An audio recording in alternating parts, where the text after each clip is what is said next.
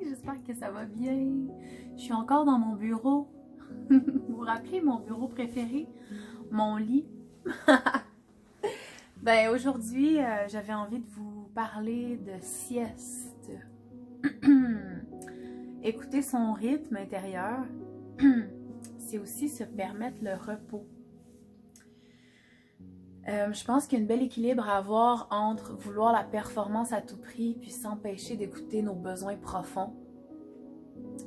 Il y a aussi la nuance de jouer avec, puis il y a la nuance de pas les écouter du tout.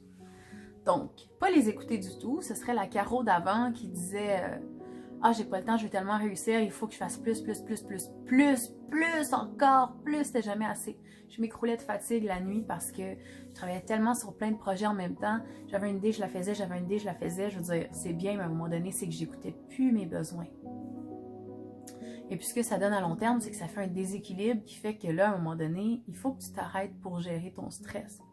Puis, c'est pas en te dépassant de la sorte que tu vas réussir, parce que il y a une partie de la réussite, j'aime croire que oui, il y a 20% que ça va être des skills, des formations, le fait de le mettre en pratique, mais ça va être beaucoup le fait de mettre ton énergie à la bonne place. Puis souvent, quand on en fait trop, c'est parce qu'on s'éparpille dans plein de petites affaires qu'on pourrait revenir à l'essentiel.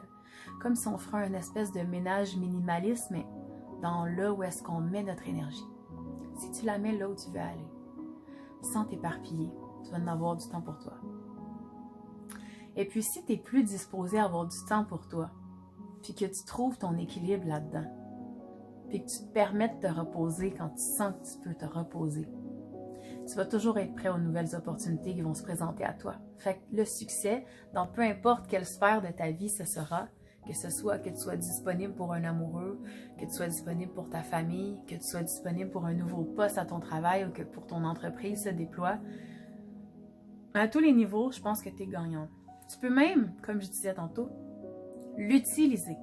Comme moi, mettons, des fois, comme aujourd'hui, là, depuis tantôt, je veux faire une sieste parce que je me sens fatiguée. Je viens de finir d'enseigner aux filles de la cohorte en ligne. C'était vraiment super beau. En plus, comme cours, on a travaillé les bras aujourd'hui. En tout cas, c'était vraiment cool. Et puis, ce que je voulais dire, c'est que je l'utilise. Je me dis, OK, bon, mon corps, je sais que tu es fatigué. Tu as le goût de faire une sieste. L'énergie du matin est vraiment bonne pour créer des choses puis à mettre de l'avant ce que j'ai à faire. Donc, j'ai fait un deal avec moi-même et je me suis dit, OK, je me donne 1 heure pour faire ce que j'ai à faire. Ensuite, je me permets une sieste. Donc, j'ai travaillé pendant 1 heure sur mes projets et ensuite, je me suis dit, ah, je vais faire la capsule. Puis après ça, je vais me coucher.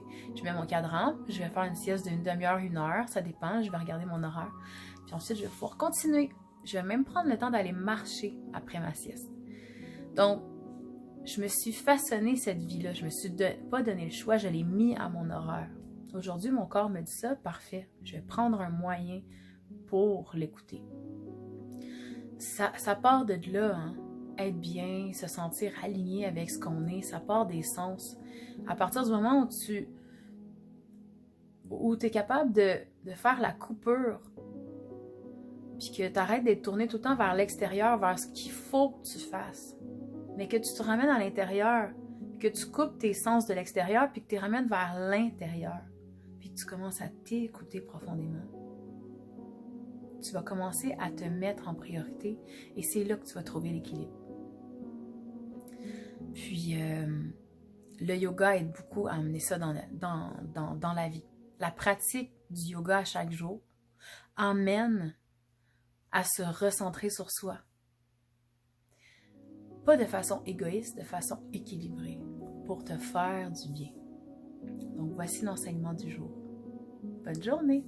Namasté!